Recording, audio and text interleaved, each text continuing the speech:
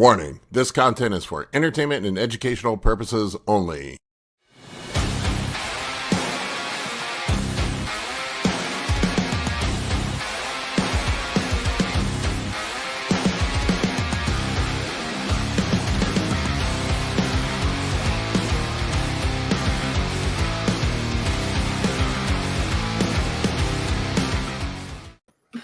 What's up, everybody? Hey, everyone. What's new this week? Not much really on my end. Been slammed with work. Everybody's in their competition season, and it's been pretty crazy for coaching for Jackie and I at this point. Yeah, you and me both, man. It's full blast prep right now. Everybody's on prep. Yeah. It's just been long work weeks with the prep. I've been getting crushed with consult calls, man. This was a record for me. I did 25 consult calls this week. Wow. That was the most I've ever done in a week. Wow. Yeah, yes. So I was at 7 or 6 per day over 6. I open myself up for consult calls 6 days a week. So yeah, it was a lot this week. I had one day where I had 9, 7, 8 or 9. I don't remember what it was. Something like that sandwiched in one day. That's great. Yeah, it's almost all blood work stuff. Guys talk about their blood work and why their blood work's all fucked up. or I get dudes that their dicks don't work. Yeah. we work on fixing that too. Yeah. That's priority. Yeah, Josh raised the price of the consults. Yeah, I probably need to do that. It's funny though, like looking at blood work, and I'm sure you see it, Ryan. It's just like the common things you see. It's like you see the same shit with everybody. I see like the cholesterol issues. It's Mr. Carb Cycling himself. What's up, Justin Harris? Justin, what's Happy up? Father's Day, all you rad dads. Thanks, man. I'm celebrating my Father's Day by ignoring my kids and doing a bodybuilding podcast. No, I see the same shit on the blood work all the time. It's usually fucked up lipids. Guys with elevated creatinine. I see that a lot. Although I think a lot of times it's just creatine falsely elevating the creatinine. It's usually if I tell guys to drop creatine and don't train for a couple of days, it'll come back down to normal. Yeah. And it's a creatinine's a byproduct of muscle waste. If you have a lot of muscle mass, it's just all you have to consider that. If you're 300-pound off-season bodybuilding competing north of 250, you're not going to have a normal creatinine. Yeah. I can't remember what mine was, 1.7 maybe, which when I was about my biggest, and it worried me. So I asked to see a nephrologist, did a 24-hour clearance test, and my true GFR was 135. Yeah. He's like, you're almost like hyperfiltration. He said, you just have, you're 300 pounds and lean, not fat, Yeah. Yeah, I'll see that a lot. You talking about blood work for PED users? Yeah, I've just been doing a lot of blood work consults lately. Red blood cell distribution with RDW always. Yeah, because there's always so much high. breakdown and turnover in new red blood cell production. So you got a big distribution width of red blood cell size. Well, that and dudes fucking donate all the time. Yeah. And that will increase the bun too. Like when you're intensely exercising, you're going through gluconeogenesis, and then breaking down the amino acid leaves a nitrogen group in the blood. So the bun will in those situations too.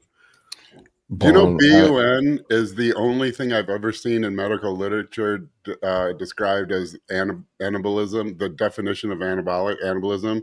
That's how I think it's medically defined, as a low BUN. No, really? Which is it's funny because because that would mean that your protein requirements are higher than you're getting.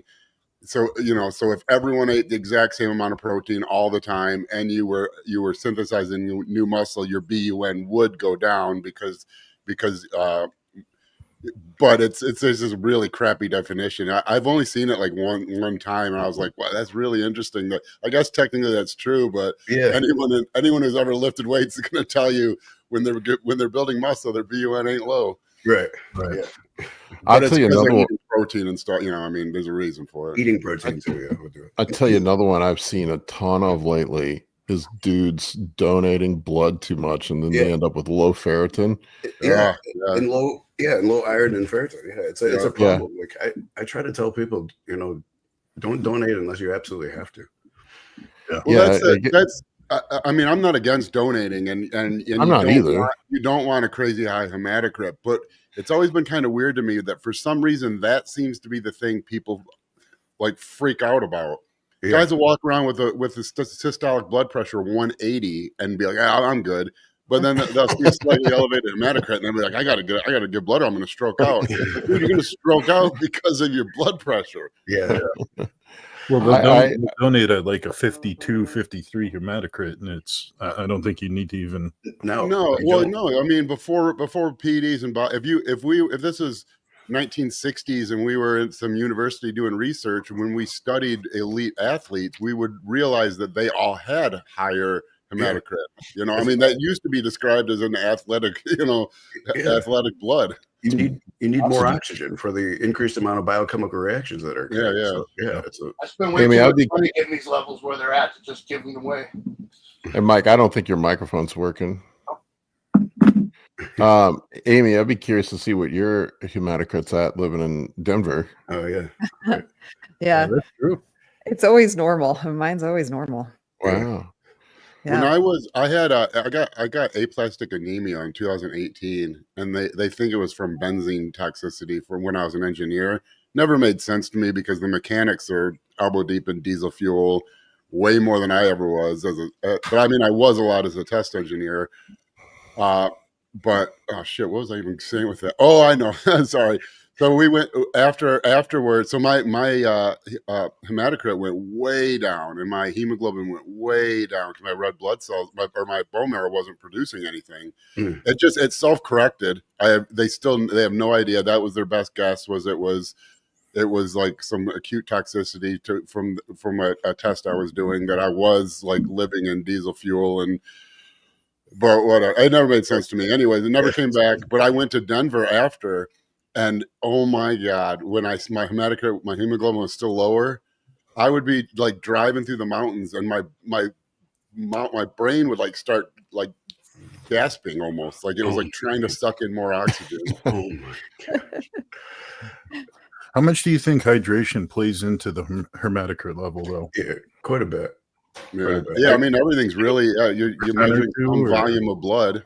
If you dilute that volume of blood. Mm-hmm. Maybe a percent or two. I guess. Like I've seen people cheat, like take a blood test and then get scared because they had high hematocrit, and I said go take another one, and this time drink a lot of water before your test. Like one of the problems is that people think that, especially if you have a fasting blood test, they think they can't eat and therefore they don't drink either. But you should drink water because dehydration will screw up a lot of those markers. Yeah. So I tell people drink water before the test. No juice or anything, just pure water, right? I don't go crazy with it though. Don't try to chug like. But yeah, not a gallon. Yeah. I can always tell when people go crazy because then you see the low sodium and the low chloride. Yeah, you got a sodium of like 128. It's like, come on, dude, you're not hacking any system. You're just now we have no idea what's going on. Yeah. But I had training the elevator too, right? You're something still goofy with your microphone, Mike. It's just quiet. We can hear you, but it's like hardly at all. Yeah, just go into your settings. Make sure you're using your auxiliary mic. How about I put it on the right side of the room? All right. There we go. Got better? Yeah, that works. Okay, so training will elevate your hematocrit too, right? Over time, yeah, for sure. Yeah. I had one guy who he was nervous. He had like a 56% hematocrit, and I told him, he said that he was going to go get a blood test the next day. He was worried about it, so I told him just drink a little bit of water right before your blood test. He drank 1 pint of water, 16 ounces, and it was down to 52 the next day. Yeah, I usually tell people if you're getting it in the morning, just like a liter before if you get tested. Yeah, a liter's perfect. Yep.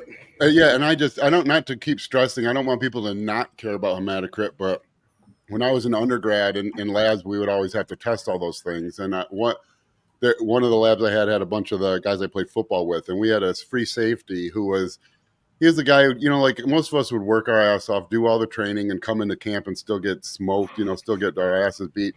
He'd smoke 2 packs a day, drink, not do any training, and just walk into camp and could always keep up, even though he had like 7-liter lung volume, but his hematocrit was like 54, 55, something like that. And he was definitely not on anything. He was skinny little farm boy, you know. But yeah, I've seen numbers on athletes who don't even lift weights, but and certainly aren't taking PEDs, that like a lot of bodybuilders will see and panic and go race to get the blood drawn or get their. It's just funny to me because dudes worry about the shit that doesn't get them in trouble, and then don't worry about the shit that does. I've seen a lot of guys end up with blockages and shit from running high. I just talked to a guy this week that had a coronary artery blockage and let his cholesterol run wild for months on end or years on end. I see that, and then I see dudes end up fucking themselves up with kidney and problems from letting their blood pressure go crazy. They don't worry about that shit, but then they worry about their liver enzymes and their hematocrit. Yeah, I've seen liver enzymes. I've heard of people with AST. I don't remember which one or both, AST, ALT, over 1,000 come back. I've seen it a couple times. Yeah, and so you can, like, if you want the most wiggle room you have from a safety net to do stupid shit and come out safe on the other end is if you keep blood pressure under control. Yeah, I had a dude one time that was running DHB and Anadrol, and he had an ALT and AST. They were over 1,000.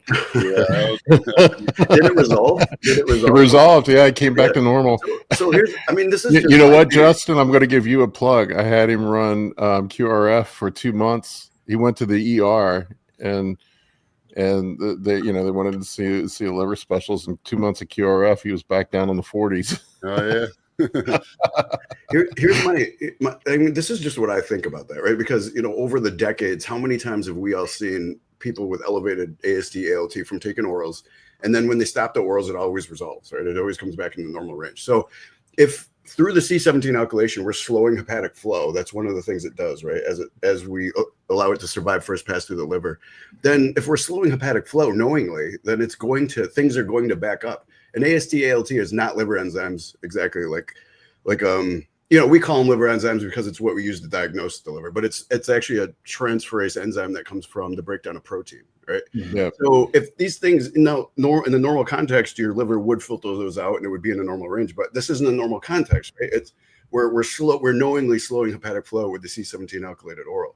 So things are going to back up, and it always resolves. So like I don't think. Yeah, you can't be stupid about it. At some point you have to be smart, but as long as you are smart, at some point, yeah. I'm not advocating go ahead and abuse orals for years on end. I'm just saying that I don't think it's like the toxic factor comes from the idea that in a normal context, if your AST and ALT is raised and you're not taking any orals, then there could be something wrong with the flow of your liver, and that could mean toxicity. However, if we know why it's slowing, why the filtration is slowing, then it's not necessarily toxicity. It's just a function of the C17 alkylated oral, right? Not necessarily toxic. What do we know? What bodybuilders have died of liver failure? The only one I know of was what was his name? The dude that basically his liver exploded on the plane. The guy got super short. Munzer. Yeah, but it was like multi-organ failure. I think. So at most one. I could name, I'm not going to, but I can name 20 bodybuilders who died from essentially blood pressure, either kidney or it's really they die of congestive heart failure and pulmonary edema, which is a result of the kidney failure. And I can name at least double that of bodybuilders currently dealing with that and on the fast track to that who've talked to me through DMs or whatnot and would prefer to remain anonymous. And so if you're in the sport long enough, you're going to meet a lot of people who end up with kidney issues. Yeah, I've run into quite a few of them. Other stuff. So I just can't stress enough, keep your blood pressure under control, watch your kidneys, track trends. If you do that, that gives you the most wiggle room to be an idiot with with everything else. Mhm. Everything else you can kind of catch late in the game, and if you're, I mean, you have to be smart and you can correct it, but you don't, you know, you can lose like 80% of your liver function and still, you know, get restored to normal function. You don't get to lose 80% of your kidney function and come back from it. Yeah. So what is the most likely culprit when it comes to PEDs to be damaging kidneys? Blood pressure. I mean, there's other things, but it's really blood pressure is for, because every single one of us, you know, what's the first thing you do is you take gear, and what happens? You gain a bunch of water weight, your blood volume increases. Well, your blood vessels, your circulatory system is just a series of garden hoses. You don't add new garden hoses. You know, they dilate a little bit with, you know, as an adaptation, but you got the same garden hoses you did before you got big, and now you add 50 pounds of bloat, and that's all that water going through the same hoses. Obviously, it's going to be under a higher pressure, and that you could think your, you know, kidney's like a coffee filter at the end of that hose. You know, when the water's going slowly out of the hose, it'll run through that coffee filter forever and just fine. You crank that water up to, you know, the fire hose pressure, it's going to shred up that coffee filter, and then that's when you're fucked. And you know, you don't get very deep into that before it's the world of no return.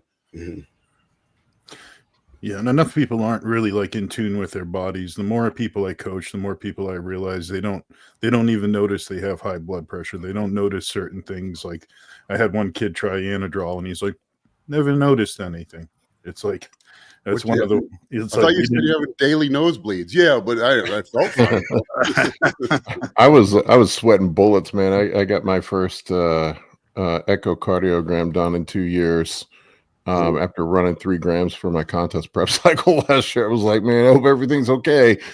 But my ejection fraction was 66, so I think that's pretty good for. Did the echo tech say anything? There's nothing better, because I used to do echoes. There's nothing better than doing echoes on a muscular person. You know, because waves, just a standard property of waves is if you have a denser medium, they're able to travel with higher frequency faster, which is more a stronger signal, so like clearer. So when you send like sound waves through a watery muscle, it's like mega precise. When you send them through like scattered fat, you get back this blurry image.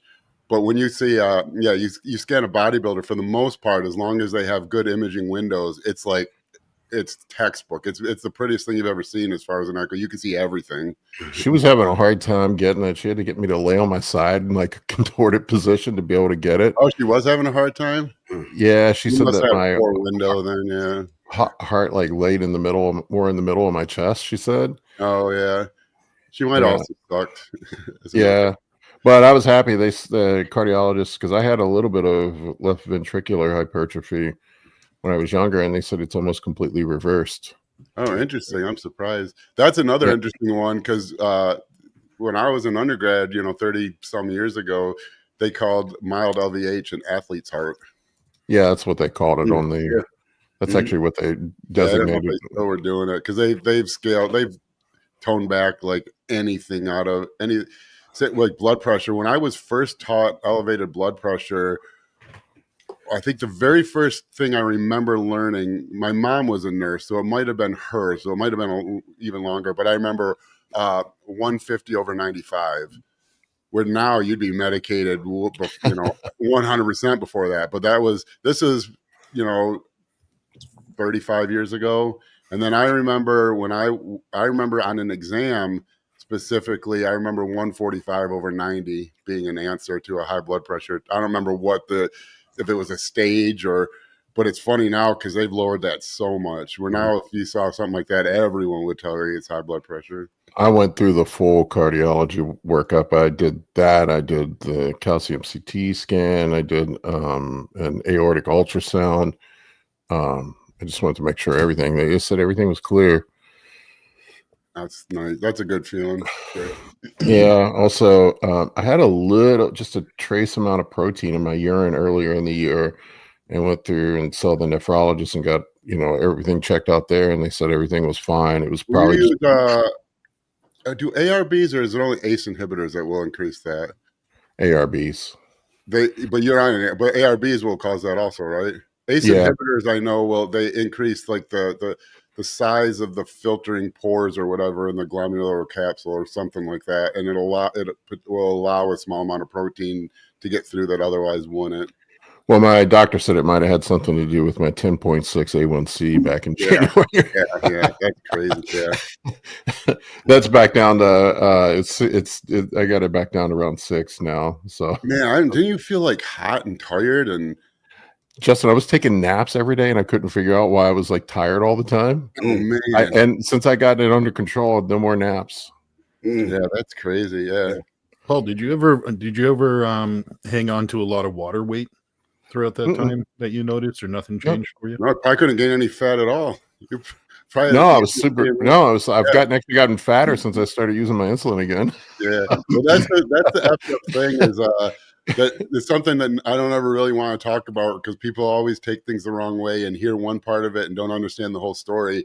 But if you want to get extremely low body fat, get shredded, a guaranteed way to do it quickly is to have very high blood sugar. You're going to eat a lot of muscle tissue in the process. You're going to look like shit and feel like shit. But if you've ever seen images of diabetics, type 1 diabetics before insulin was invented, they were basically, I mean, they were more than Andreas Munzer shredded when they died. That's basically just a one-way path to 0% body fat and death. Well, I'm seeing an endocrinologist now, and I am officially diagnosed as a type 1.5 diabetic, finally, instead of self-treating. Yeah, it's crazy. I don't think I ever saw that until like 10 years ago. And it seems like that's so common now. They just call it late onset type 1 is what they call it. I don't know. And the doctor said it was probably genetics, but it could have been an autoimmune thing. I did have really bad Lyme disease when I was in my late 30s, early 40s. She said it's a possibility that it was related to that. So yeah, that would make sense to me. I mean, because I would bet, obviously causation, correlation does not equal causation, but I would bet if you overlaid graphs of autoimmune diseases in the United States as a percentage of the population, and overlaid it with the adult type 1.5 or whatever, it would correlate very, very closely. Well, now I know why I can eat 2,000 grams of carbs on contest prep and still get shredded, Justin. Yeah. Just in your blood. I probably had like a 400 blood glucose level. Yeah. but you're not using any glucose, so you would have to use all fat and muscle for it. Yeah, exactly. Yeah. I've been wearing a CGM. I don't know if you can see it, but I've been wearing one now for about 3 months, and it is eye opening. The shit that blows my blood sugar up. It's crazy. Oh, we got Roman. So we'll let him get his phone straight. Any other weird sugar-free things that threw you off, Paul? What's up? Yeah, like I Justin, check this shit out, man. I've been experimenting with stuff. I've been fasting and doing things like I went to Starbucks. I get their sugar-free vanilla latte with almond milk, and my blood glucose will blow up to like a 250. Well, that sugar-free at a place because I worked in restaurants. Yeah. I remember there was one waitress who, when someone ordered like no fat milk or skim milk and we didn't have any, she'd use half and half because she said, well, that's as close as you can get. It's half. And I was like, oh, no, that is very not skim. She's like, every time I give it, the people say it's the best coffee. Like, I know. They're drinking cream. It's amazing. But. Well, I experimented with it, man. So I replicated it at home. I made the coffee here, and I got the Starbucks sugar-free sweetener and did the same thing at home, and same shit happened. Okay. Interesting. So it's got to be weird things like that. If anyone's noticed this, if you might have either high blood sugar or normal blood sugar, but especially I notice this because my daughter is a type 1 diabetic. But if you are trending down in blood sugar and you go take a hot shower, very likely you'll go hyper.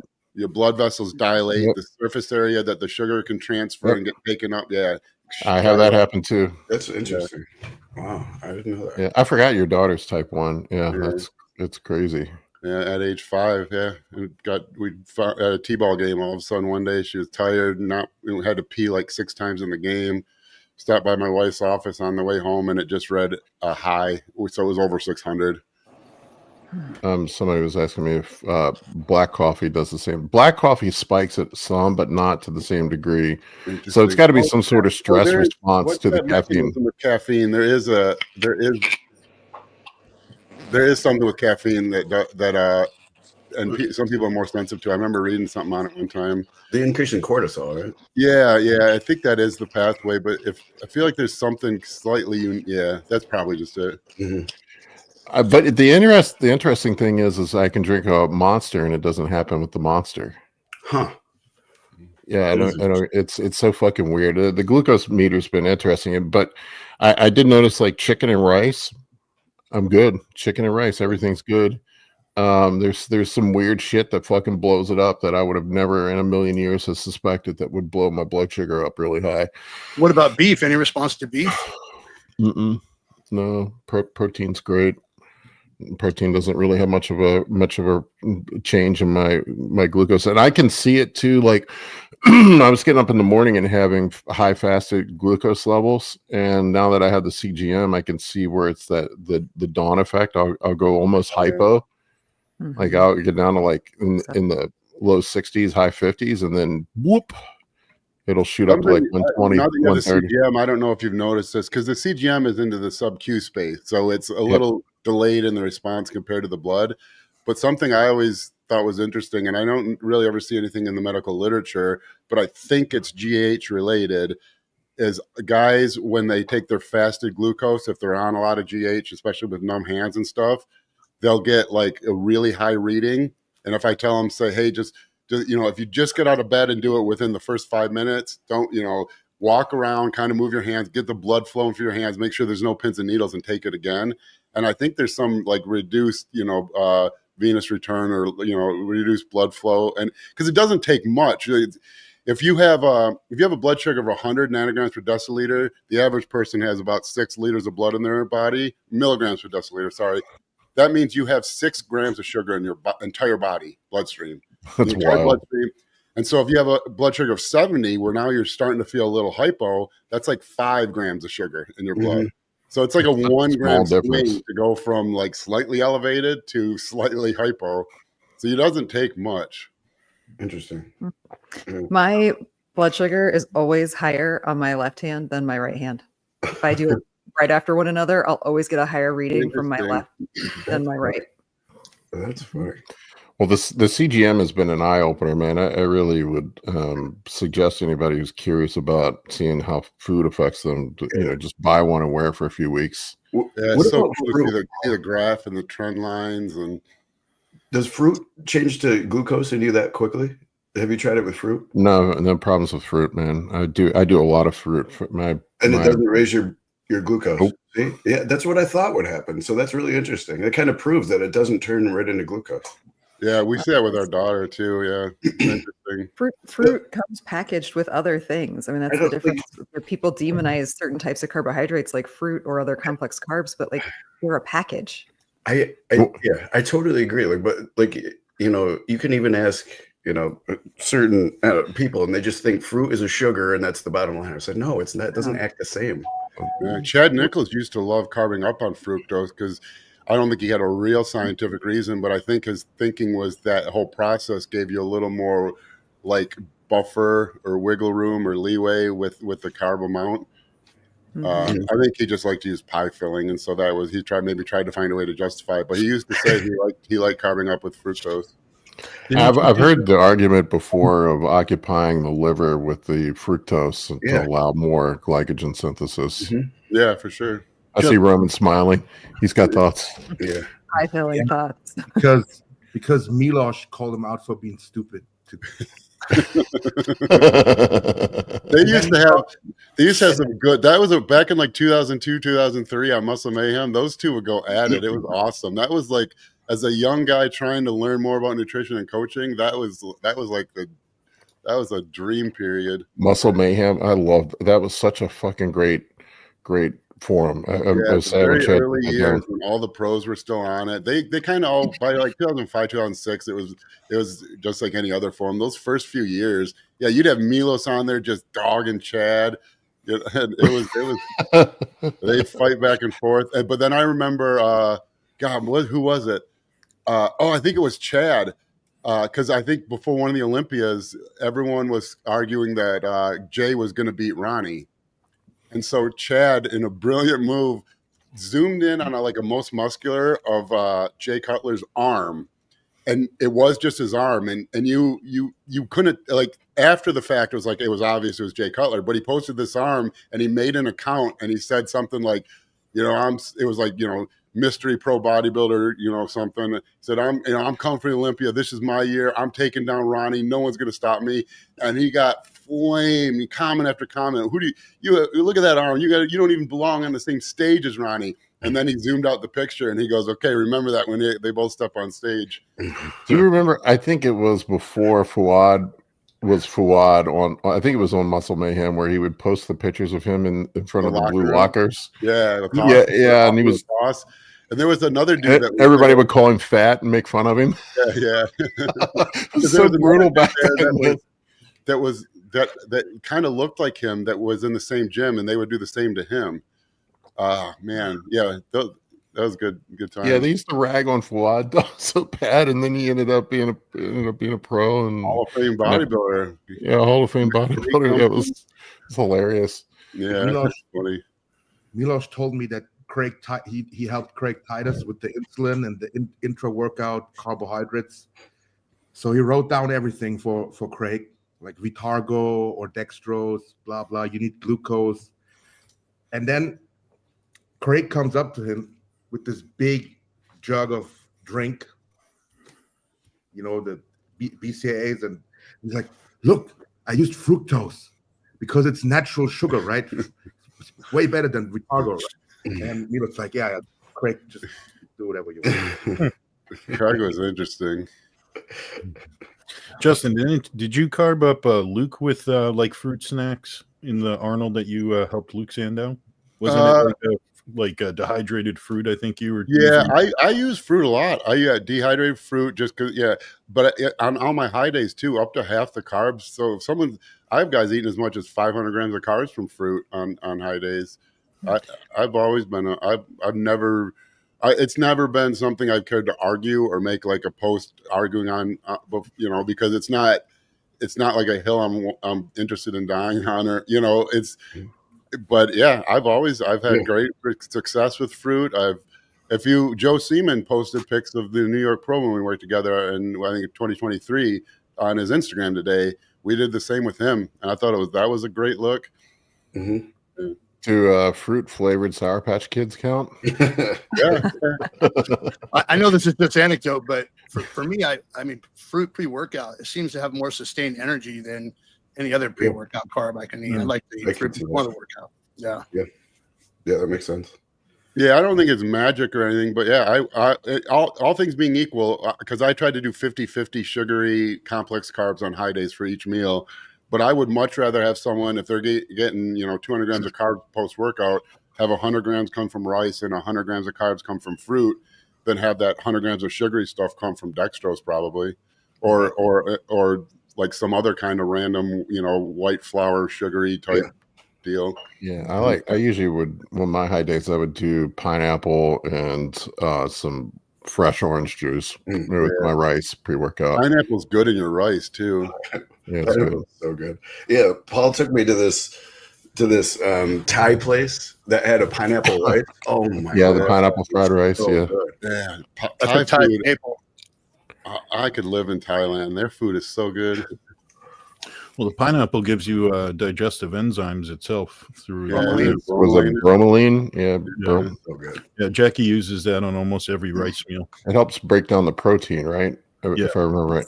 Yeah, that's Years ago when I was experimenting with the keto thing, like Ben Pakulski, I was kind of following Ben Pakulski's example, and was on keto for some time and got very metabolically adaptive. And then when we started introducing carbs around the workouts, I was using fruit, and I could literally eat one big banana, and it would get me through an entire workout. Mm-hmm. What were you going to say, Roman? You can't use canned pineapple. No, it doesn't have it. It's cooked. It's cooked out of it from the heat. It can be frozen. It can be frozen. That's fine, but you can't use canned, because a lot of people. I just saw a video of Marcus Rule and Urs Kaliczynski, And they were talking like, oh yeah, we're putting pineapple on our meat, blah blah, digestive end, and they're showing those pineapple cans. Worth No bueno. Yeah. Yeah. Yeah, we just get the actual pineapples and cut them up. It's so much easier. It's so good. Yeah. This has pineapples in it. Yeah. There you go.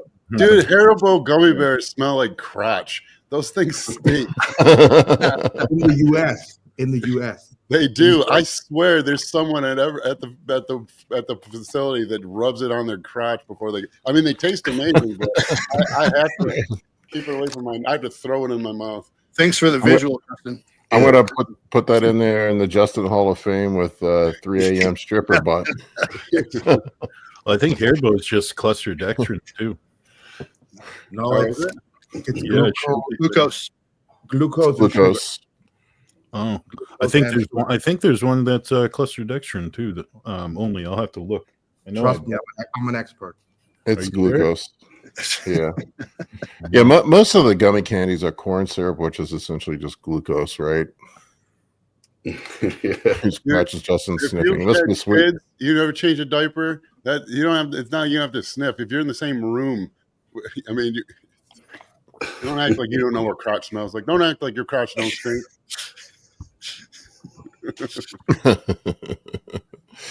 Oh man, I see all the ads now on. I don't know what it says about me, but I'm getting all the ads on Instagram for crotch deodorant.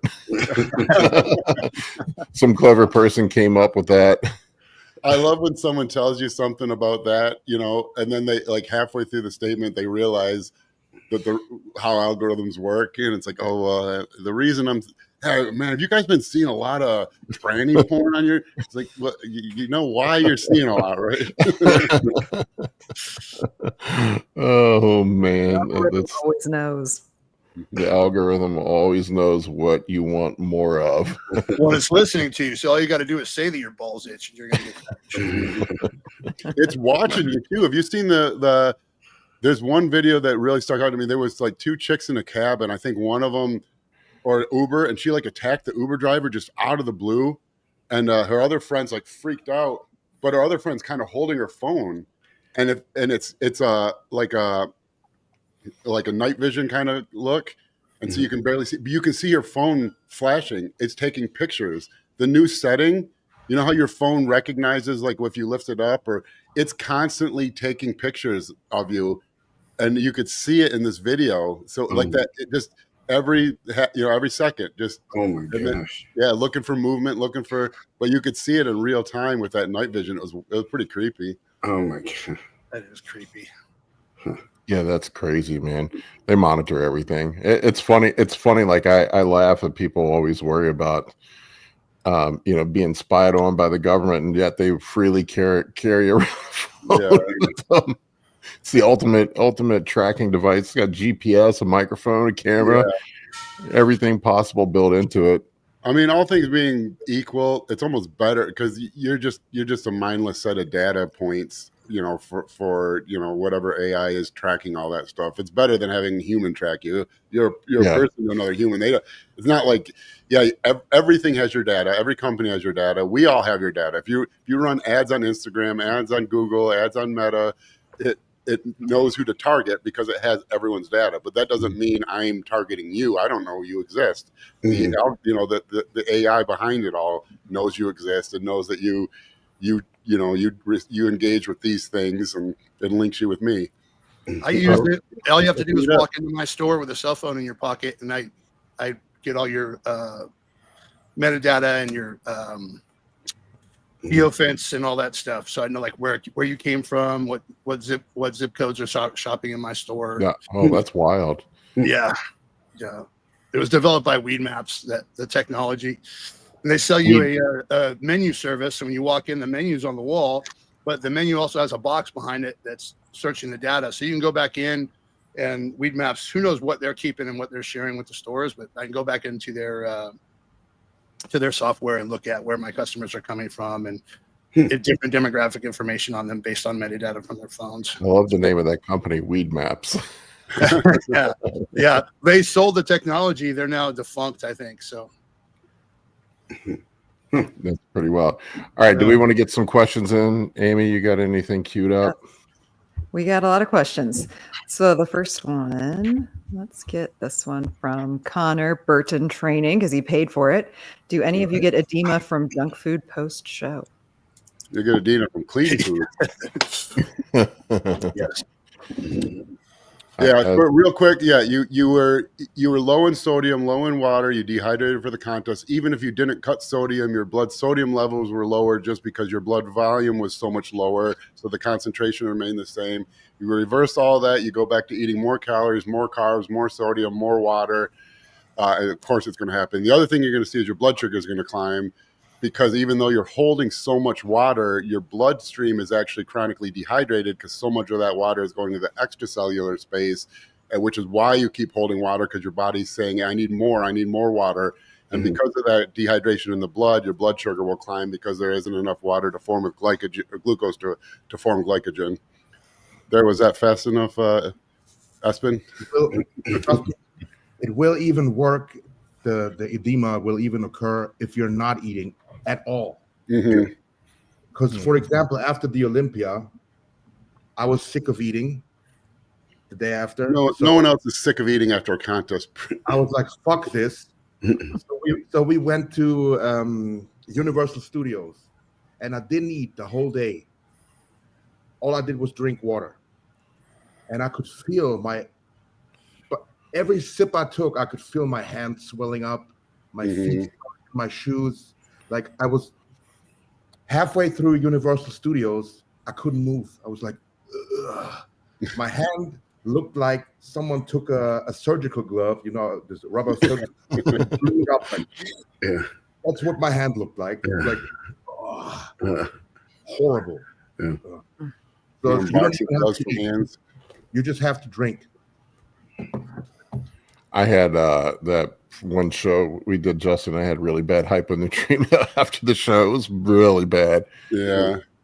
Was that the first one? Yeah. That was a lot. Yeah. I got very swollen up, and then also my blood sugar was like 400. Yeah. No amount of insulin would bring it down. Yeah, and if you can also be mindful of just having a big surge post-show of sodium itself is one easy trick to just make sure that you're not bloating up kind of water weight. So if I had eaten like sodium, it would have been fine or better? No, you've been worse. No, I'm saying don't overconsume sodium right after the show. Yeah. So I misunderstood. Okay, good. When you go to the Cheesecake Factory, don't salt your food. Yeah. There's no salt in it if otherwise, right? You'll get a large cheese pizza or whatever, and they're ready to eat, right? And then but that pizza's got 6-7+ grams, if not way more, of salt on it. So you get a big hit of that. You're chugging water because you're still thirsty. Yeah, more.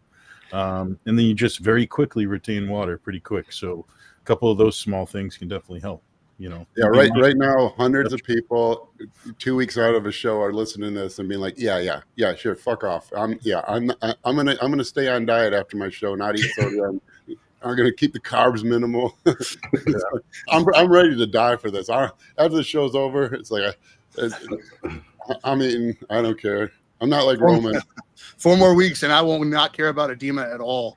Yeah. It's funny. I always say that. I always have all the food porn. I'm like always excited to eat post show, and then right after, if there's something mental about me, I'm like, I'm just gonna have a big bowl of oatmeal or something. Like I never really go nuts at all. Yeah, it's really if you can get past the first two, maybe really the first 2 shows is when your brain just doesn't know how to handle it. By about the 3rd show, you're a little more sane about the whole thing. You know that it's temporary and you make better choices. And also by then you've had 2 times where you've overdone it and then got fat in a week and ruined all that work. So you kind of learn your lesson. Yeah, Run helps with that too. I know this last show, I didn't even think about what I was going to eat for a cheat meal until I got to the show and people asked, what are you going to eat? And like, wow, I haven't even thought about it. Yeah. Check this one out. A slice of Pizza Hut hand-tossed meat lovers pizza has 2,100 milligrams of sodium. Oh my.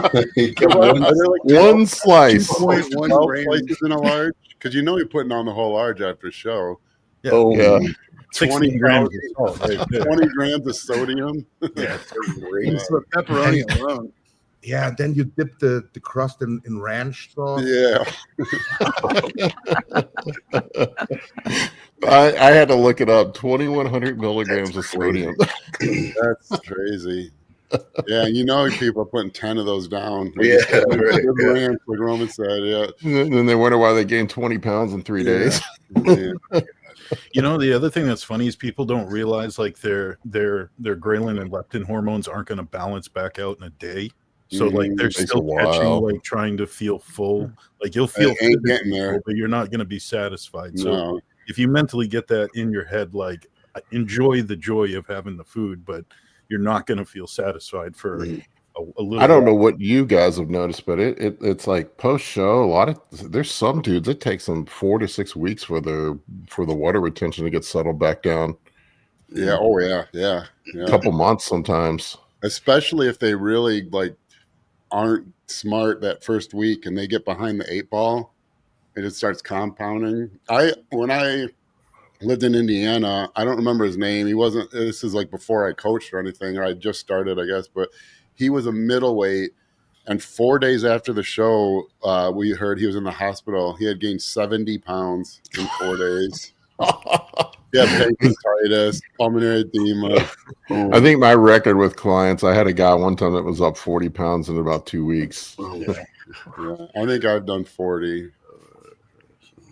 It's not uncommon for me to see dudes go up 20 pounds in 2 weeks post show. Yeah, 20 for sure. I think I would, because I compete, like, I think the last one I did was like 260. Yeah, I was 285, 290 within 2 weeks for sure. I might be the only guy that loses weight after a show. No, I was going to say the exact same thing. I gained 10 pounds of water about 1 or 2 days after. And then because I don't want to eat, I drop at least 15. And if I don't start eating again, it goes down. It keeps going down. Yeah. Yeah. Oh. Yeah, your metabolism's just still in hyperdrive. Yeah, you were like 7 deviations from the norm. That's your metabolism. So for that, you guys, anyone ever have to go through like 6 sigma at work? Roman's like 11 sigma. Yeah. All right, what do we got up next, Amy?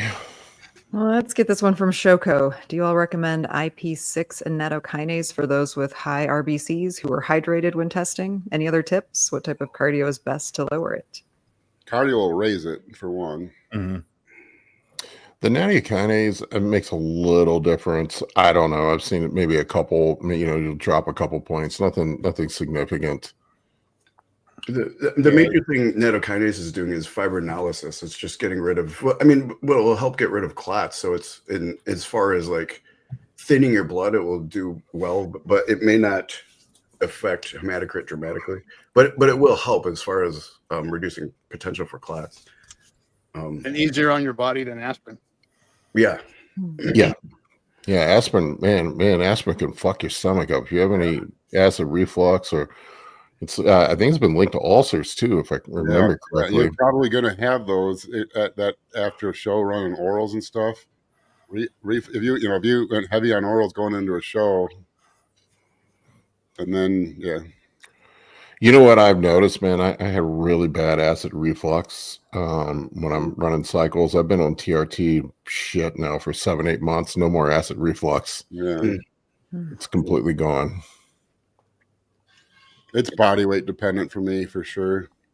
Yeah, I'm light right now. I'm 237, 238 this morning. Same. Something like that. I my shoulders starting to get, it's been 8 weeks tomorrow, so they said I can start lifting some light weights. I'm like chomping at the bit to get back on a real cycle now that I know that my heart is good, my kidneys are good. I'm like, let's go. Now that I know I'm healthy, I gotta see how close I can get to the edge. Yeah. So I gotta hit you up at some point. I've been following no diet at all. Perfect. I've been eating it's terrible, man. I've been eating 3 times a day maybe. And one of those is McDonald's. You got your A1C a little bit better, much better from that 10 point whatever you had. Yeah, it's way down, man. I'll show you. It's with the glucose monitor. I definitely have gotten it back under control. It's Yeah, I was gonna say at the rate you're going, fix that first, then you're full Yeah. black or whatever you want to I do. don't know if you can. 6 is blurry, but yeah. That's 6. That's 6. Nice. Yeah. Well, For a diabetic, that's about as good as it gets. Yeah. Would you have it up to? Didn't you have it up to 14 at one point? 10.6. 10.6. What is I was- what is that average blood sugar? That's got to be around 400, right? No, it's 2 something. And that's Oh, was it like 280s. 280? Yeah, 280s. That sounds because I think 11 something is when you start getting into You're over 300. Yeah. What, I'll Paul, tell what do you you right do? What do you do with your insulin though? Are you checking every meal? 240. An average glucose of 240. What's that? Now, do you check now at this point from when you had 10.6 to where you're at now? Are you checking blood sugar every single meal and dictating? I have the CGM. No, right. Are you checking Which it one? and then seeing if you need insulin meal by meal, or are you just still following like a high day protocol where you'll use insulin? I'm on the Freestyle Libre. So from- you get a basal bolus, right? Based on your Yeah. I'm not. My doctor did not want me using rapid acting insulin. She told me she didn't want me using it for now. So I'm just doing 20 units of Lantus every day, and then I'm on 2.5 milligrams of Mounjaro, and then 1,000 milligrams of metformin, and that seems to have been keeping it relatively under control. They don't have you on a pump or anything? Did they talk about that? Said possibly. She said she wanted. Well, she was sure that I had type 2, and I'm like, lady, I'm like lean. I don't have fucking type 2. Well, that's why I would have the same. That's what I'm saying. I didn't. You never saw this until recently, which is why I think it's an autoimmune issue because there's everything skyrocketed with autoimmunes the last decade. Yeah, no, I wondered about the pump, but it's weird because there's I've like tested it. Sometimes my body makes insulin. It seems like it's okay, and then some days it's like really bad. Like my glucose will get high, and I will, even though she told me not to, I will take some Humalog. Like if I get if I start seeing it creeping up too high, I'll use some Humalog to bring it back down just a couple units. And if I were insulin resistant, like I can take. This is my thing. Like, I can eat 100 grams of carbs and I can take 3 units of Humalog and it brings me right down. If I was insulin resistant, that wouldn't be the case. It wouldn't be enough. Nope. Yeah. So you still have some active pancreas, right? Yeah. And it's just like intermittent. It works sometimes and sometimes it doesn't. That's weird. It's like a permanent honeymoon phase. Yeah. It fucking sucks, man. It makes it really difficult to manage things. All right, what do we got next for questions? Well, Rise 41, he actually had to leave. I think he mentioned he was going to go work out, but he did ask, are liver issues in bodybuilders common due to diet extremes as well as orals? No, you're not going to ruin your. I mean, I've seen some crazy diets, I guess, but if the orals, yeah, but your diet's probably not going to blow up your liver. No. Be a culmination of many different things, but the orals can definitely, for a short period of time, just wreak havoc for sure. Oh, for sure, yeah. I have seen some dudes with fatty liver, which is probably from shit diet, I would say. Yeah, that's what, like, in bodybuilding, it's unlikely. If you're following a bodybuilding diet, anyways, I shouldn't say that, depending what your definition is. If your definition is I go to the gym and I eat pure garbage, otherwise, maybe, but... I've seen dudes that run these keto and carnivore diets, these high-fat diets, end up having issues. I've been running into quite a bit of them in blood. It's funny because like everybody talks about how everybody gets mad when I bring it up, but I've been doing a ton of consults lately with people that have been fucked up from carnivore and keto diets. Like in what way? Their liver or?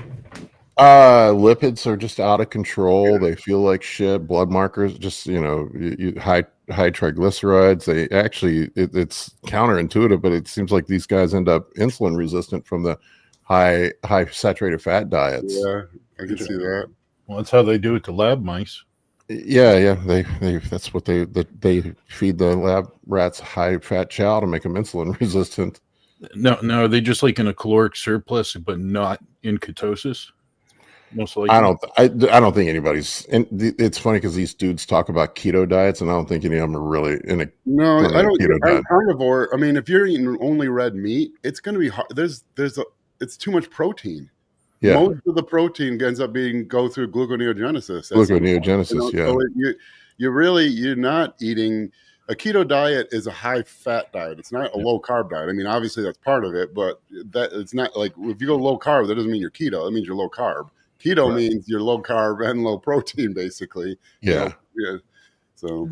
And I believe you have to aim for about 70% of your calories from fat to. I was hoping to get Chase on today. Have you seen like Mark Bell and these guys are running this sugar diet? Yeah, I don't. God, yeah. I wonder Mark's great at business and great at marketing. I don't know. I feel like he can't believe because every single new thing he does is the greatest thing ever, and nothing else ever compares. And I don't. I'm not saying this to disparage Mark at all. I think he's great. I love him. I love his podcast. I've known him for 15 years, a little bit, and I love from a business perspective. That dude is just murdering it. But I feel like he knows that he can get a hype train going, and he gets the hype train going, and other people don't know that's what's going on. I was looking into it a bit, and I'm like, this is just essentially carb cycling. Yeah. Mm-hmm. Mm-hmm. Just an extreme version of it. A very good marketed version. Yeah. He's really good at that. Yeah, it was kind of crazy. All right. What do we have up next, Amy? So from Gamboni Law, great show. Thank you. Do you think a power endurance athlete like a rower or cyclist would become a better bodybuilder than a football player, assuming similar genetics? What type of athlete would cross over best? Former endurance athletes they do seem to become really good bodybuilders. It's a very interesting. Yeah. Ben Pollock, Dave Palumbo, so many. Almost it seems like every really good bodybuilder ran cross country in high school. Well, you consider wrestlers are not endurance, close, but there's massive endurance factor to their sport. That's what I did growing up as football well. players are the worst bodybuilders. They're always fat. They like to eat too much. They never get in shape. I know, but it depends because there's a spectrum of football players. You talking about an offensive lineman's genetics, or are you talking about the running back that 5'8", built 205 right off the bat? Yeah, most running backs could probably most NFL running backs could walk on stage at a show just about any Saturday and not look too bad. Yeah, I think with wrestlers it's different. They're just unbreakable, and they will they will just kill themselves, and that's why they're good bodybuilders. Yeah. And runners, it's with the mitochondria and all that. It's got to be the mitochondrial, and they can stay lean, get lean easy. Yeah, as a coach, if you get a new client and he sends his pics and he's got cauliflower ear, you're like, all right, we're getting shredded. We're winning the show. You know you can starve them. Yeah.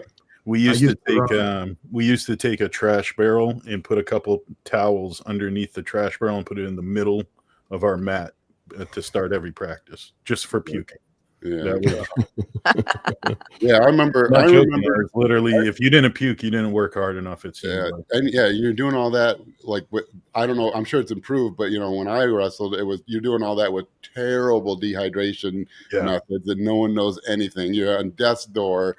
You don't have any fluid to puke up, but somehow it comes I remember my wrestling coach would crank the heat up in the wrestling room until it was like 90 degrees in the wrestling room. Yeah, it was insane, and then wouldn't let us drink water.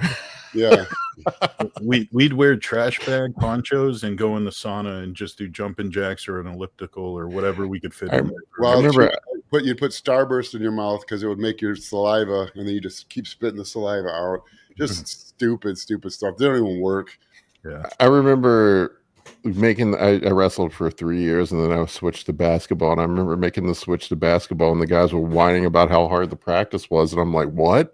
This is a joke. Basketball practice was a cakewalk. Yeah, wrestling's rough. All right, what do we got next? We got one from Joshua Perry. Any training tips for hack squats focused on quad growth?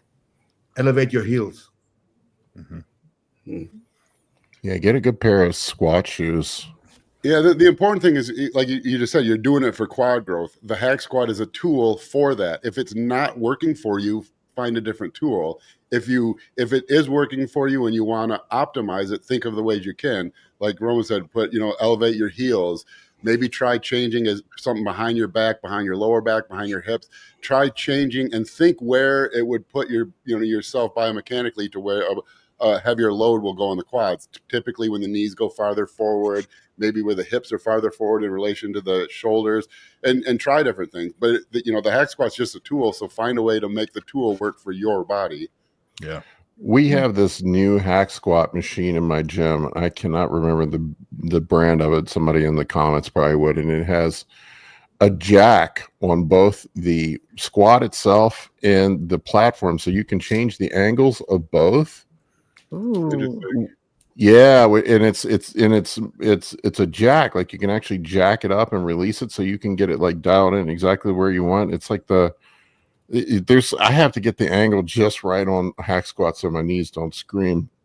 And until we had this thing, the only one that didn't make my knees hurt was the Atlantis hack squat. That one was one that I really, really liked.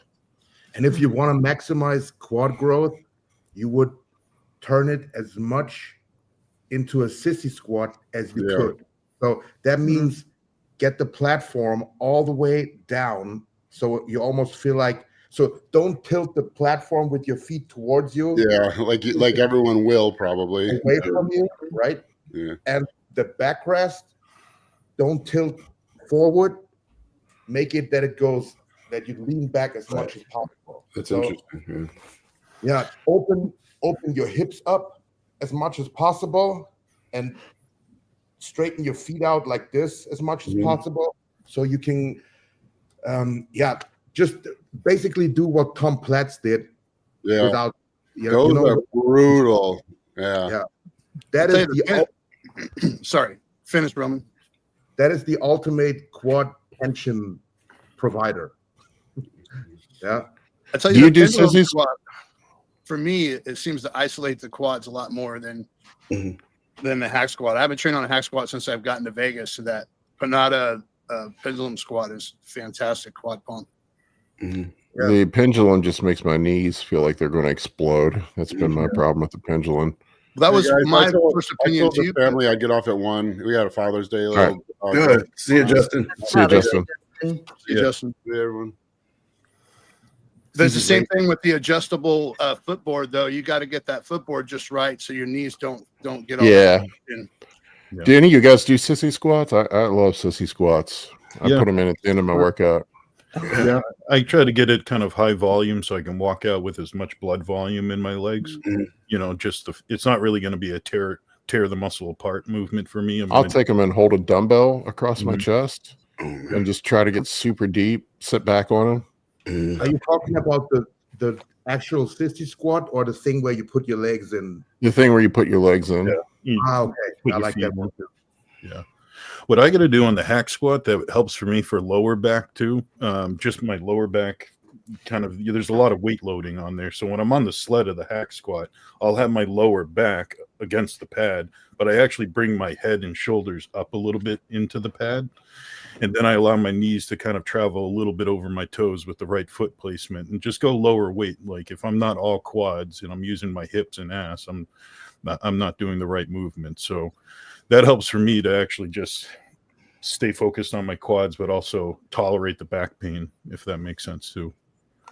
All right. We have any other questions in here? Yeah, I don't know if you guys know anything about this from Ryan Speaks. Has anyone else seen the Ron Harris debate about the front relax pose? I haven't. Oh my God, it's so fucking stupid. I want to hear what Roman thinks of it. Yeah, they posted this thing up. Look, I love Ron, and I'm not trying to disparage Ron, but it was the Muscle Discord guy that collaborated with it. It's like, should the front relax be a mandatory pose? It is a fucking mandatory pose. They do the quarter turns. They judge it already.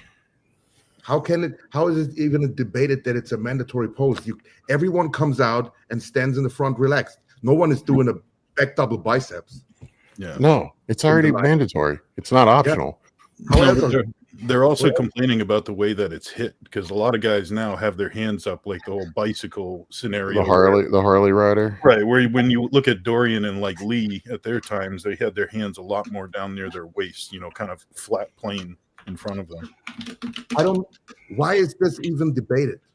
If you look like an idiot in any pose, you get extra points, right? If you fuck up your front double bicep, bad luck. You fucked up your front double bicep. If you fuck up your front relaxed pose, you fucked up your front relaxed pose. Yeah. Yeah. So obviously, Derek does it just fine. Yeah. He looks good. Yeah. Yeah. It's whatever looks good on your physique, I would say. Yeah, I don't even know. I think this was just a failed attempt at getting some clicks, but yeah, I commented on it and I was like, bro, last time I checked, the quarter turns are mandatory. They're already mandatory. Plus, a lot of these poses have evolved over time anyhow, and they've allowed it. Like a lot of these, you take the front relaxed. A lot of guys have their hands up higher because it shows a better taper than having them down towards their side. Posing has improved dramatically since the 90s. I mean, you look back at some of the guys. Like I was watching an old video of Ronnie Coleman at the Olympia. His posing was fucking horrible. Right. But he was Ronnie Coleman, so it didn't matter. Yeah. He didn't have to pose, just stand there. It didn't matter. He's just so much bigger and better than everybody else. He can just go out there and do whatever.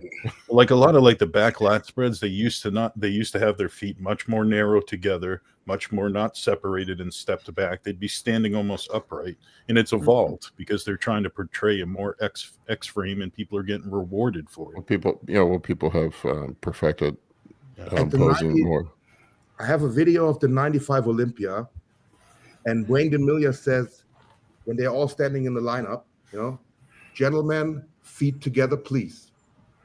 And everyone has their feet like this. No one is standing yet. But that's what they wanted them to do back then. Yeah. And now poses have changed. And if you look better with your feet together, put your feet together. If you look better with your feet spread apart, spread them apart. Keep your arms like this, whatever looks good on your physique. I don't know why we have to debate this. Yeah, and some guys don't have their feet placed at 1 and 11. Some of these guys are more straight on, and some guys are way more open. It's just what's going to portray the look of my. Yeah, you gotta play around with your posing and figure out what works for you. But it is a mandatory. It's always been taught that way. Yeah, I don't know where they came up with that one from. Like somebody wasn't thinking when they made that post. I wonder if that's why it's gotten better, as it's become more individualized. I think overall the sport has improved. I don't know. To me, it's better. Well, not if you ask Lee Haney. Well, I mean, it's like the old dogs. I mean, it's the same thing in basketball and everything else. I'm a big basketball fan, and all the guys that played in the '80s talk about, how their era was the best era, and like most of those guys wouldn't even be playing today. You got 7-footers that are popping 3-pointers, man. It's and handling the ball like a point guard. That wasn't happening in the '80s and '90s. The sports evolve. Or devolve, and then bring back Fit Model. Let's take bikini back to where it was a decade ago. Well, you make a good point, Roman. Though, a lot of these poses, if guys are hitting them wrong, that even to the normal eye, someone who's not a big fan, they stand out. It looks ugly. You got 10 guys hitting it correctly, and one of them's off. You're just going to notice it. So hit it however you want. You want to see some bad posing? Just go to a local show. Oh my God, I was at one last weekend. Yesterday. It was terrible. Yeah, I was at one last weekend. I was like, Jesus Christ, man. I'm like, I don't understand dudes that spend 16 weeks training their ass off, doing cardio, starving themselves on a diet, and then they start practicing posing the week of the show. Yeah, spending so much money and everything, and then they're like, have you practiced your posing? No. Yeah. I mean, it's common. It's more common than not. Yeah, I think it's more common like in the physique and classic physique classes than it is in bodybuilding. I feel like bodybuilders in general put more effort into it. Well, I mean, there's no hiding in bodybuilding. Yeah. In physique, you just go out and turn to the front and turn to the back, and you can do what the fuck ever. But you know, wave your hands around enough, and they don't really see anything. Yeah, do the kung fu poses. Aaron won his first overall yesterday, though. That was pretty. Yeah, that was great. I saw that. Awesome. Fantastic. Well, his first overall in the U.S. anyway. Yeah, congrats. Competition's a little thicker here than it is in Thailand. I've seen him getting some stacked lineups, man, and he's he's been up against some tough people. That's how you get better, though. Yeah. Iron sharpens iron. He earned it yesterday. His look was on point for sure. All right, what do we have up next? Get this one from Troy. Transitioned from a sedentary to active job. How concerned should I be with body adapting to new level of activity, making fat loss potentially harder in the future? Not at all. Nah. I agree. Nope. You're going to have to do the same amount of cardio as if you had a sedentary job, most likely. Mm-hmm. I transitioned the other way, I guess you'd say, from 15 years plus of 7-day-a-week active job, tons of steps, to doing this sitting around on a desk all day. And I just think that my step count's lowered, but I haven't had any tougher time dropping weight so Your far. body's probably thanking you for the reduced stress. Yeah, so I think there's probably a balance too. But the thing I have noticed is I have to get up after each meal and go for like a 5-10 minute walk on the treadmill, or just go outside, pick up some sticks, or do something, putt around, because my digestion is not the same. That little bit of activity, I've just gotten so used to it. It's something I rely on, and I'm very adamant. Are you with me in the 3,500 steps per day club? Me? Oh no, I'm still I get 3,500 before 5 in the morning, but I would pretty much average like 15,000 to now I'm pretty much like 9,000. I think 15 is like my peak on prep. Yeah. To her question again. If anything, more activity is going to help her. That's number one. Mm-hmm. So don't even worry about more activity is not going to make your fat burning harder. Mm-hmm. Yeah. And then second, do not worry about problems. Do not make up problems that might be there, could be there. That's a problem in bodybuilding. I think I hear that's people try to, before they start anything, they think about all the problems that could occur from what they're doing right now. It's like, if I do this, if I do a drop set, it might cause too much axial fatigue. It might cause too much whatever the fuck, coming up with all these problems. Just cross a bridge when you get to it. Yeah. Let me give you a quick one that Jackie and I were complaining about the other day, and about a client was that they're over there debating with us if they, I can't have this food, I can't have that food because it's got red dye 40, it's got this thing in it, got this small little ingredient, and we're just like, have you hit your diet completely for the week?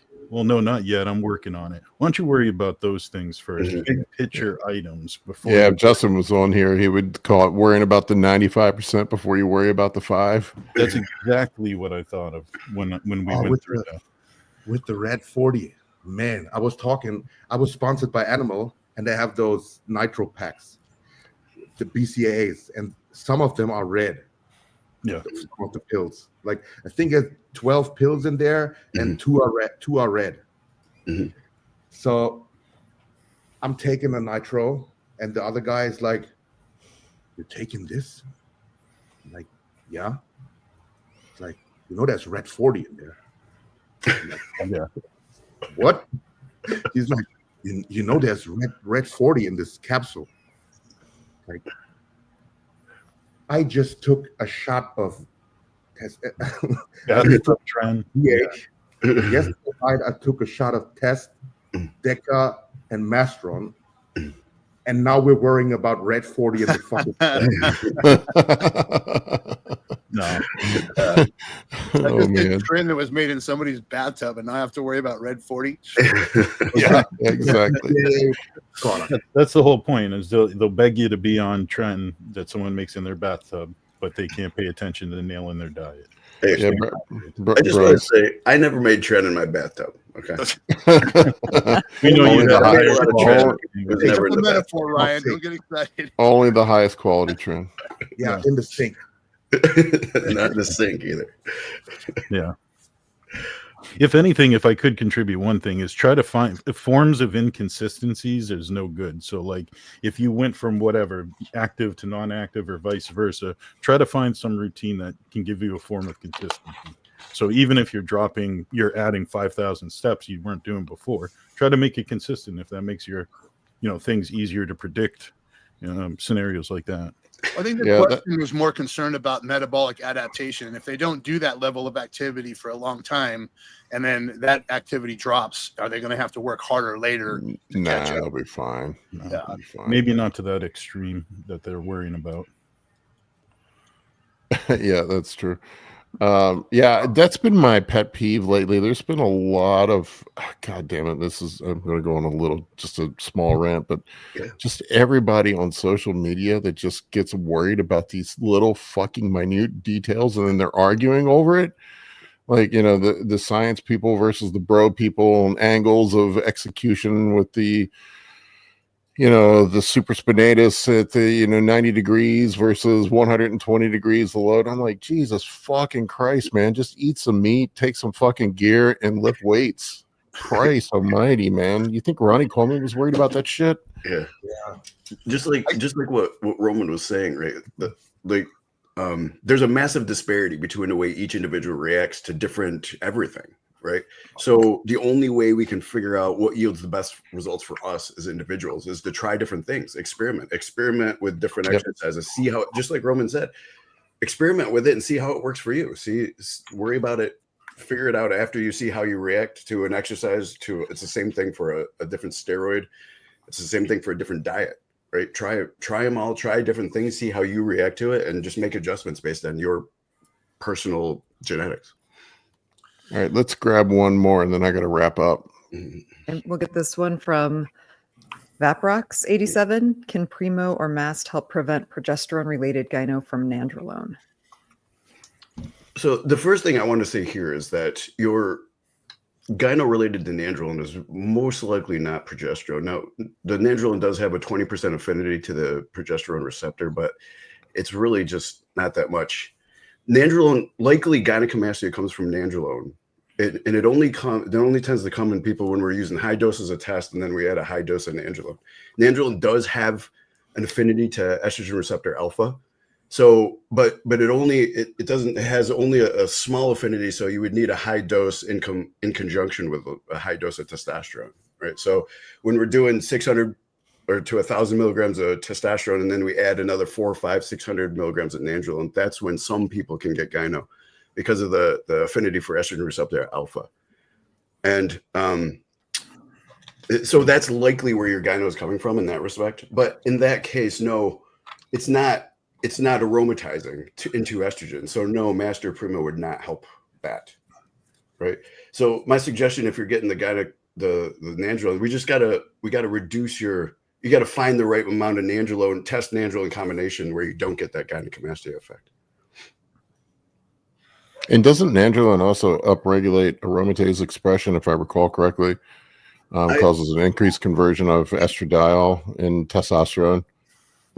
So that was a theory about why some people can get gyno symptoms from when they add nandrolone.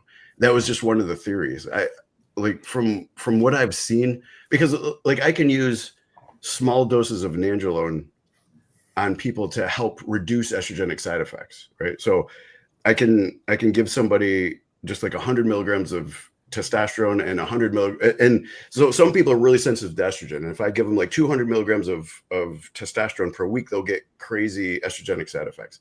But if I give them 100 test and 100 nandrolone, then the estrogenic side effects go away, which indicates that there's no real conversion, of nandrolone to estrogen, or it does not increase testosterone's conversion to estrogen.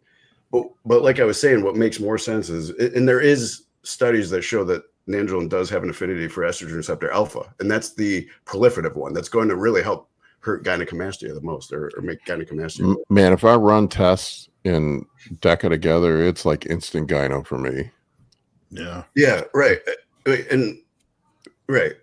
But it is that combination, like, you know, and I've run DECA by itself, no problems. Right. What I've seen is it's the combination, because you have the testosterone converting to the estrogen, and now you're adding direct agonization of the estrogen receptor. But again, you have to use high doses of test and high doses of nandrolone. You probably wouldn't have an effect, Paul, if you used, you know, a small dose of test and a small dose of nandrolone. Well, that's no fun. Yeah. Right. Who's doing that? Didn't Austin do an experiment around that? Ryan? Yeah. He was using only nandrolone and was able to, and just used estradiol, actually injected estradiol. Yeah. And you know, he was great. He actually had really, really good results with that.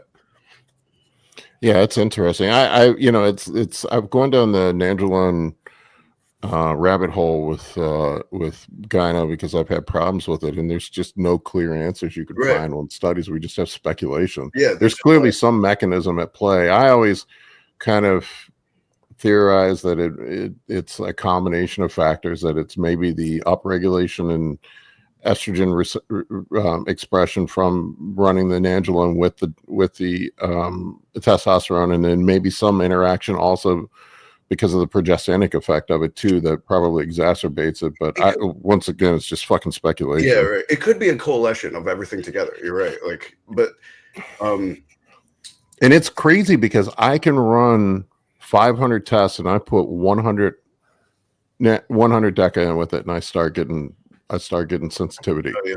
Test by itself, no problems. It's really, that's really interesting. I thought you had them taken out. I did, and it still fucking comes back. Yeah. I need to get the right one done again. I have a lump under my right one. I've had the surgery done twice on my left, once on my right. I had them taken out. I've never had a problem. Yeah, my body just likes to grow boobies. I don't know what to say. So you remember back in the early 2000s, probably, when the bro theory going around was that nandrolone must increase prolactin because people were getting gyno. And, I never see it on blood work. Right. It doesn't because William Llewellyn disproved that. He said, no, there is no increase in prolactin from nandrolone. Not universally, right? There are some individuals on rare occasions where it can. But just like you were saying, Paul, people kind of speculate, and they're trying to come up with reasons why would adding nandrolone cause gyno. So that whole big thing about nandrolone increases prolactin came up, and it turns out that it's not true. It was disproven by William Llewellyn. But you're right. I never see it on blood work. I never see. Yeah, I almost never see high prolactin on blood work. Yeah. The only time I ever see it is when dudes are smashing kratom or smoking a lot of weed. Or sometimes I'll see it. Maybe dudes will have a pituitary tumor or something. Yeah, right. Prolactinemia, right? Yeah. Like I almost. Go ahead, Paul. Sorry. I'm like, it's just like, you know, everybody's taking Caber for no reason for the most part. Like I just don't see it on blood and work. That's not good. You need prolactin for dopamine production. So it's not good to crush your prolactin. But you're right.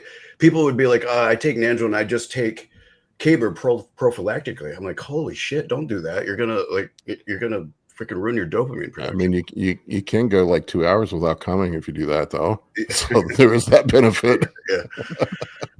Yeah. But just like you said, Paul, your dick's like dead wood. When we don't have a clear answer because something is so complex, we haven't figured it out yet. People just kind of try to come up with reasons for these things. And to be honest with you, that's what I just stated is my personal theory, just from a lot of experience and a lot of studying. But I was looking for it the other day. I saw a study one time that said that there was increased aromatase expression with DECA, but with Angela, but I could not find it again because somebody was challenging me on that wasn't true, and I'm like, God damn it, I know I read it somewhere, but maybe I just imagined that, or somebody told me that. No, I think I've heard that before too, Paul. I've heard it before too. Well, I'm wrong all the time, so it's okay. I think the bottom line is that the adaptations are so individualized that you need to be working with a good coach and a good TRT clinic so that you can know what's going on, getting blood work regularly. That's exactly right. All I know is I used to love DECA for size. It's great. It was my favorite compound for putting on size, and now I can't run it because it gives me anxiety, a limp noodle, and gyno flare-ups. So those are 3 things I don't want. It's crazy. I don't need those in my life. Yeah, it's crazy. Well, I mean, we all change. I can't run near the doses I used to be able to run. Like I used to be able to run a gram of test, a gram of Angelin. If I even get up, just a little bit, like I start to get all these symptoms of hypertension and fatigue. And I used to be able to drink a bottle of Jose Cuervo and get up and go to work the next day. Can't do that anymore. I'd be in the hospital. Call 911. Yeah. All right, folks, let's wrap this up. I appreciate each and every one of you. Happy Father's Day to all you degenerates out there. Go spend some time with your kids. We'll see you on the next episode. Take care, Thanks, everyone. folks.